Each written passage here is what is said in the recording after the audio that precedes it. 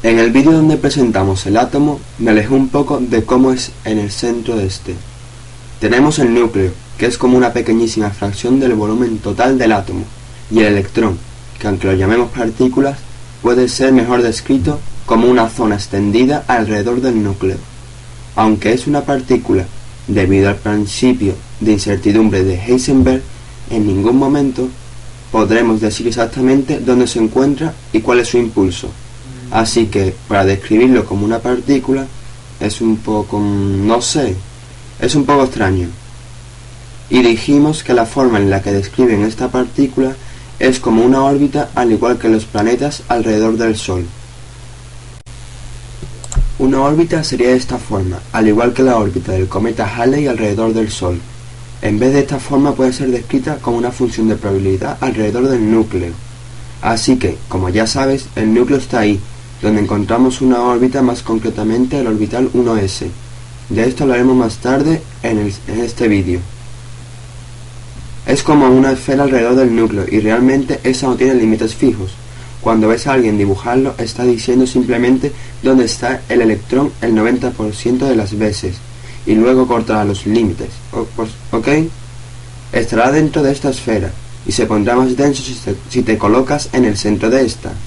Si esto fuera una sección transversal, sería denso en el centro y menos denso en el exterior, lo que significa que hay una probabilidad mayor de encontrar un electrón en el orbital 1s más cerca del núcleo que alejado de este. Aunque este punto de los límites es solo artificial, puedes encontrar un electrón en cualquier sitio, aunque la probabilidad sea mucho menor fuera que dentro. Pero esto lo trataremos con mayor profundidad en el resto del vídeo. Querría volver al modelo de Bohr, que era un tipo con los hombros caídos. Estaba en sus límites, y eso no ocurrió hace demasiado tiempo. Hace aproximadamente 100 años, así que estamos hablando de cosas que podremos indagar e investigar en la biblioteca de no hace demasiado tiempo, donde la gente debate este asunto. Pero el modelo Bohr es el modelo donde modelaban electrones, como los planetas giraban alrededor de una estrella, el Sol. Y este modelo es realmente útil para conceptualizar los estados de la materia. Así que esto es un electrón alrededor del núcleo, ¿ok? Se está moviendo alrededor, como en una órbita, y quiero enfatizar en que los orbitales son los que pasan, pero son más como las funciones de probabilidad, donde podríamos encontrar un electrón, mientras que una órbita es una forma mecánica de describir el camino de un objeto clásico, como un planeta alrededor del Sol. Pero si observamos este modelo, la idea de los niveles de energía empiezan a tener sentido. Por ejemplo, si tengo un planeta orbitando una estrella como esta, y si fuera a tener más energía, quizás su órbita sería de forma más elíptica. Quizás, si por algún motivo pongo más energía, tendría como un pequeño propulsor en este planeta, que temporalmente le transmitiría energía en vez de bajar este camino. Probablemente lo empujaría de esta forma, y también lo aceleraría un poco más, e iría como por un camino, como este. No he hecho los cálculos, pero en general va a adquirir una energía cinética mayor, y se alejaría un poco más del planeta, y si nuevamente lo propulsara, su camino parecería de esta manera. Su órbita sería más lejana, y según se acerque más al planeta, realmente alcanzará mayores velocidades, según se acerque a este. Y aquí encontramos un par de cosas interesantes. La primera es que el planeta o el cohete que tiene su órbita tendría más energía. Esta de aquí tendrá más energía que este otro. Más energía, más energía, más energía, más energía que aquí. Y energía es esto, ¿sabes? Aunque estemos hablando del mundo cuántico, y esto es solo una analogía, porque sabemos que las órbitas no ejercen fuerza, pero la energía es realmente la misma energía que utilizamos al hablar de cualquier cosa. Una energía es la capacidad de hacer una función, transmitir calor, así que si no vas a hacer ningún esfuerzo y no tienes energía, puedes derrochar el trabajo generando calor. Eso lo hablaremos en futuros vídeos, pero es la misma idea, ¿ok? Si tuviéramos un pequeño propulsor y le pusiera energía o lo empujara, podría entrar en una órbita más alta. La idea de los orbitales es la misma, excepto que no tienen un camino tan bien definido, y tal como los electrones consiguen más energía, y ésta se transmite al electrón mediante ondas de luz u ondas electromagnéticas, que pueden ser depositadas en el electrón. Y cuando tratemos la mecánica cuántica, lo haremos con más detalle.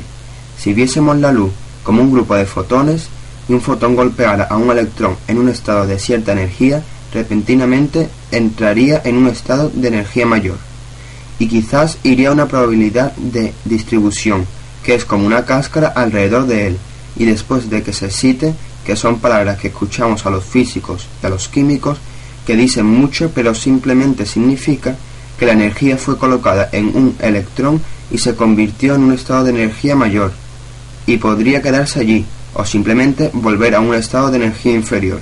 Así que, cuando vuelva a este estado, remitiría la energía de vuelta al fotón, y eso es realmente por lo que se ven a las cosas brillar. Pero quiero incidir en este punto porque el resto de la química y mucho de la física, la gente habla de los estados de energía, o el electrón yendo a un estado negativo o positivo, y esta es la idea general. Ahora tú podrás preguntarte cómo un electrón permanecerá en una órbita superior. Hablaríamos de cómo los electrones llenarían los distintos orbitales, pero te voy a dar primero la intuición. Digamos que tenemos dos electrones, y no podrías identificarlo, y ahora añadiésemos un tercer electrón.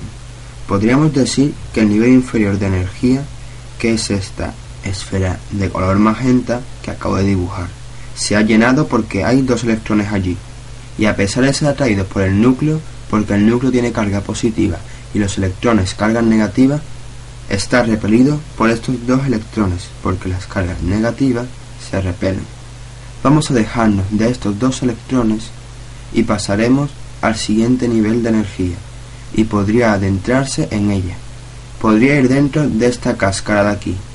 Y el otro aspecto interesante de los estados de energía, y esto es la clave de la química, cuando empezamos a hablar de la reacción y cómo un objeto puede reaccionar con otras cosas y por qué lo haría, en que las cosas en una capa de energía mayor, por ejemplo, si utilizamos la analogía de la órbita, esta capa llega más lejos en el caso de los planetas, del núcleo que lo atrae, así que la fuerza gravitatoria es más débil.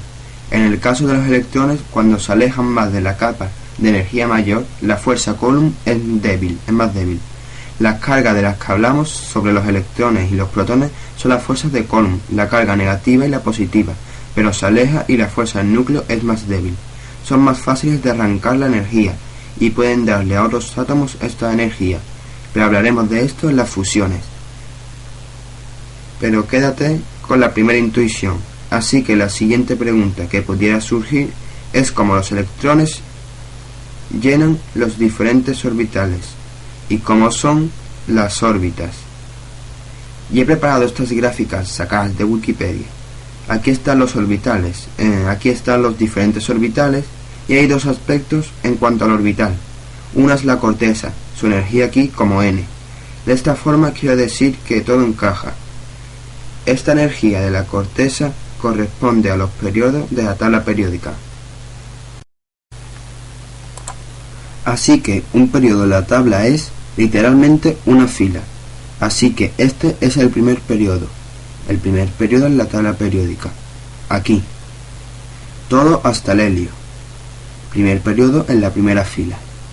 Esto significa que los elementos del primer periodo, sus electrones llenarán la primera capa de energía.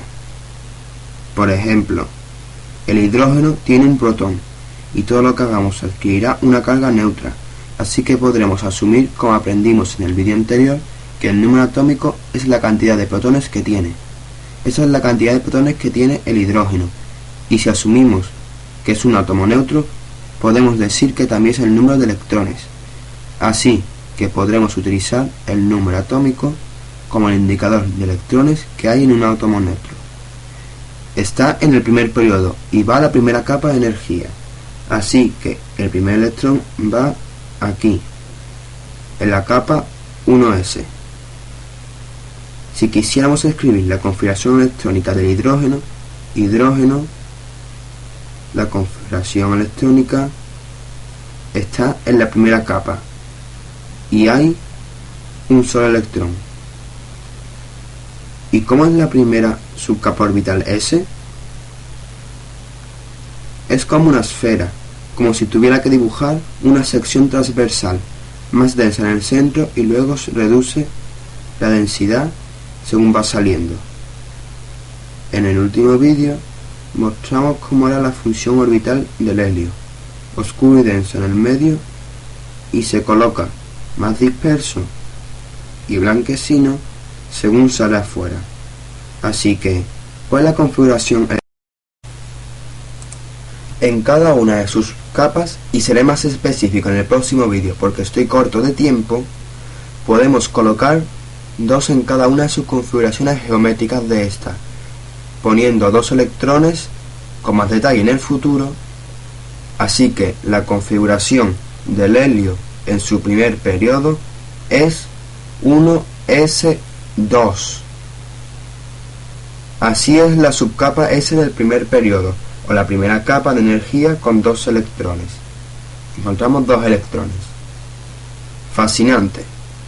¿Y qué tal el litio? Litio... aquí. Como el nombre de la canción de Evanescence. Creo que era una canción de Evanescence porque se usa para tratar la depresión, al menos en el pasado. ¿Cuál es la configuración electrónica del litio? El primer electrón se convierte en 1s1 y el segundo quiere ir a la capa de energía más baja, que es la 1s, pero solo caben 2 electrones en esta capa, por lo que se convierte en 1s2. Entonces el litio llena su primera capa y el otro electrón quiere irse a la segunda capa. Así funciona, como dije antes, porque está en el segundo periodo. Segundo periodo,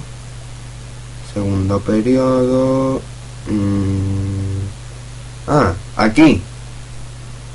Y su configuración electrónica va a ser 1s2 por 2 de sus electrones que lo llenarán, y el tercer electrón será 2s1. Y esta es la configuración electrónica del helio. Pero, ¿qué quiere decir con 2